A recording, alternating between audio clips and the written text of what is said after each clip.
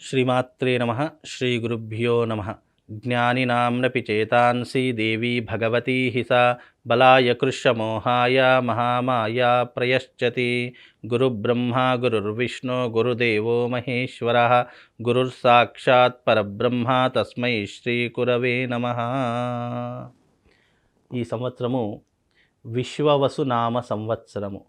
ఈ సంవత్సరంలో గోచార ఫలితాలు ఎలా ఉన్నాయి, రాబోయేటటువంటి ఈ విశ్వవసునామ సంవత్సరంలో ప్రతి ఒక్కరి యొక్క గోచార ఫలితాలు, వాళ్ళ యొక్క రాసుల యొక్క వివరాలు ఏ రకంగా ఉంటున్నాయి, లాభ నష్టాలేంటి, సుఖదుఖాలేంటి, అదృష్ట యోగాలేంటి, మీ జాతకంలో గోచార ఫలితాలు అనేటటువంటి ప్రభావాలు ఏ రకంగా మీ మీద ఇంపాక్ట్ చూపిస్తున్నాయి అందరూ కూడా గుర్తుంచుకొని ఇప్పుడు నేను చెప్పేటటువంటిది గోచార ఫలితాలు. గురువు యొక్క మార్పు వల్ల, శని యొక్క మార్పు వల్ల, రాహు కేతువుల యొక్క మార్పు వల్ల మనిషి మీద ఎలాంటి ప్రభావం ఉంటుంది, ఏ రాశి ఏ స్థానంలో ఉంటే మీ రాశి నుంచి గురువు కానీ శని కానీ ఏ రాశిలో ఉంటే ఎలాంటి ప్రభావం ఉంటుందో తెలుసుకునేటటువంటి ప్రయత్నం ఇప్పుడు మనం అందరం కూడా తెలుసుకుందాము. ఈ సంవత్సరము విశ్వవసునామ సంవత్సరంలో మొట్టమొదటి రాశి మేషరాశి. మేషరాశి వారి యొక్క గ్రహస్థితులు, గోచార ఫలితాలు ఎలా ఉన్నాయో ఇప్పుడు మనం తెలుసుకుందాము. మొట్టమొదటిగా మేషరాశి వారికి ఈ సంవత్సరం గురువు 3వ స్థానంలోను, శని 12వ స్థానంలోను, రాహు కూడా 12వ స్థానంలోను, కేతు 6వ స్థానంలో సంచరిస్తూ ఉన్నారు. ఈ గోచార విధానాలు ఈ రకంగా సంచరిస్తున్నప్పుడు ఎలాంటి విధానాలు ఉంటాయి మేషరాశి వారికి తెలుసుకుందాము. ముఖ్యంగా ప్రతి సంవత్సరం మనము గురుబలం బాగుండాలి, అలాగే ఆర్థిక పరిస్థితులు బాగుండాలి, ఇల్లు కట్టుకోవాలి, మంచి విలాసవంతమైనటువంటి జీవితాన్ని గడపాలి అని ఆలోచిస్తుంటాం. దానికి ప్రధానమైనటువంటి గ్రహం ఏదైనా ఉంది అంటే అది గురుగ్రహం. మన జాతకంలో గురుగ్రహం బాగా ఉంది అంటే అత్యద్భుతమైనటువంటి ఫలితాలు ఉంటాయి. లేదు అనంటే కనుక కష్టాలు అనుభవించేటటువంటి స్థితిలో ఉంటాము. కనుక ఈ సంవత్సరం మేషరాశి వారికి గురువు 3వ స్థానంలో సంచరిస్తూ ఉన్నాడు. గురువు 3వ స్థానంలో సంచరించడం ద్వారా ఎలాంటి పరిణామాలు ఉంటాయి తెలుసుకుందాం. ముఖ్యంగా గురువు 3వ స్థానంలో సంచరించడం వల్ల పట్టుదల తగ్గిపోతూ ఉంటుంది. అదే రకంగా అనూహ్యమైనటువంటి ప్రమాదాలు ఏర్పడుతూ ఉంటాయి.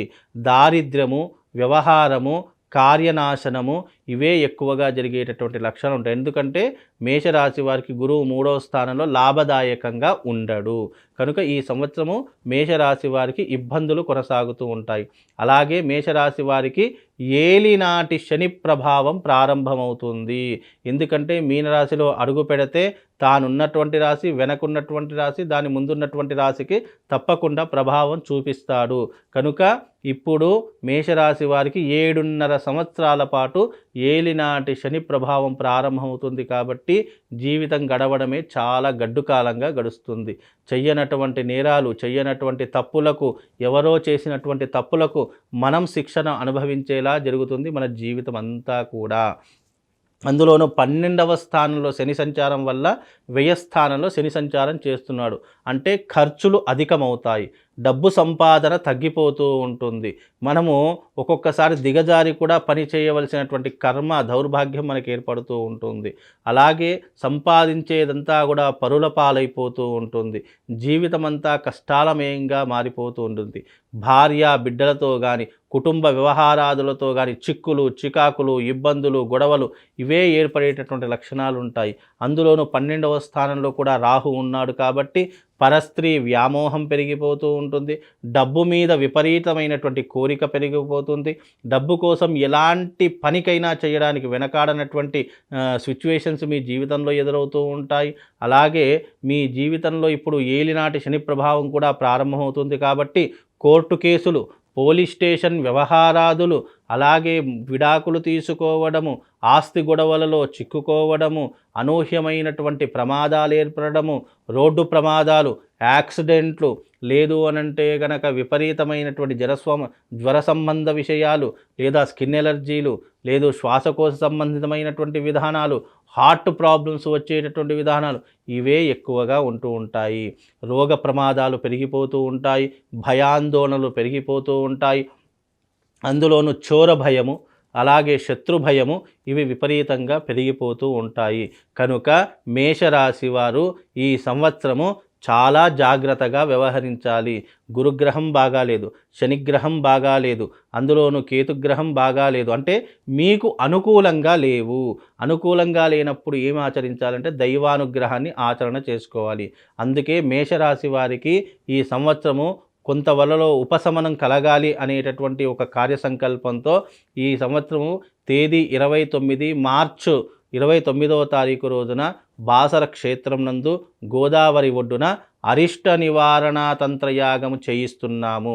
కనుక మా పీఠమాధ్వర్యంలో ఈ యాగం చేస్తున్నాం కాబట్టి తప్పకుండా మేషరాశి వారు ఈ వీడియో చూస్తున్న ప్రతి ఒక్కరూ కూడా ఆ రోజున తప్పకుండా రండి, యాగంలో పాల్గొనండి.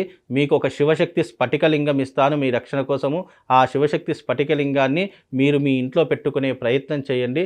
తద్వారా మీకు శుభము లాభంతో పాటు మేషరాశి వారికి ఏలినాటి శని ప్రభావము, అలాగే షష్టగ్రహ కూటమి యొక్క ప్రభావము, అందులోనూ మీ జాతకంలో ఉన్నటువంటి ఈ సంవత్సరం అరిష్టాలు అన్నీ తొలగిపోవాలని అరిష్ట నివారణ తంత్రయాగం బాసర క్షేత్రమునందు గోదావరి నదీ ఒడ్డున మా పీఠమాధ్వర్యంలో నిర్వహిస్తున్నాం. తప్పకుండా రండి, ఆ యాగంలో పాల్గొనండి. మీకు కొంతలో కొంత వరకు ఈ సంవత్సరము ఉపశమనం కలుగుతుంది. ఇది మేషరాశి వారి యొక్క సంవత్సర ఫలితాలలో ఉన్నటువంటి గోచార ఫలితాలు. ప్రతి సంవత్సరము ఉగాది రోజున మనకేంటి అంటే గురువు యొక్క గ్రహము, శనిగ్రహము యొక్క ప్రభావము, తీవ్రమైనటువంటి ప్రభావం మనిషి మీద పడేటటువంటి లక్షణాలు ఎక్కువగా ఉంటూ ఉంటాయి. కనుక ఈ సంవత్సరము గురువు మరియు శని 2 గ్రహాల యొక్క మార్పు జరుగుతూ ఉంటుంది. కనుక ఈ సంవత్సరము 13వ తారీఖు 5వ నెల 2025వ తారీఖు రోజున గురువు మిథునంలోకి, అలాగే ఈ యొక్క 29వ తారీఖు రోజున శని మీనంలోకి అడుగు పెట్టేటటువంటి సమయం. కనుక ఈ యొక్క ద్వాదశ రాశులలో ఏ ఒక్క గ్రహం మార్పు చెందినా కూడా దాని యొక్క ప్రభావం ద్వాదశ రాశులు 12 రాశుల మీద ప్రభావం అనేటటువంటిది సూచిస్తూ ఉంటుంది. కనుక ఈ సంవత్సరం గోచార ఫలితాలు ఎలా ఉన్నాయి, ఈ సంవత్సరం అంతా కూడా మీకు దేని మీద లాభదాయకంగా ఉంటుంది, వృత్తి వ్యాపార రంగాలలో ఎలాగా ఉంటుంది, అలాగే సినిమా రంగం వాళ్లకు, రాజకీయ రంగం వాళ్లకు ఏ రకంగా ఉంటుందో ఒక్కసారి మనం గోచార ఫలితాలలో తెలుసుకుందాము. అయితే ప్రతి ఒక్కరూ కూడా 2 విషయాలు చాలా మట్టుకు ఆలోచన చేసుకోవాలి. ఎందుకంటే జన్మజాతక ఫలితాలు ఒక రకంగా సూచిస్తూ ఉంటాయి, గోచార ఫలితాలు ఇంకో రకంగా సూచిస్తూ ఉంటాయి. జన్మజాతక ఫలితాలు వ్యక్తిగత జాతకాన్ని బట్టి నిర్దేశించడం జరుగుతూ ఉంటుంది.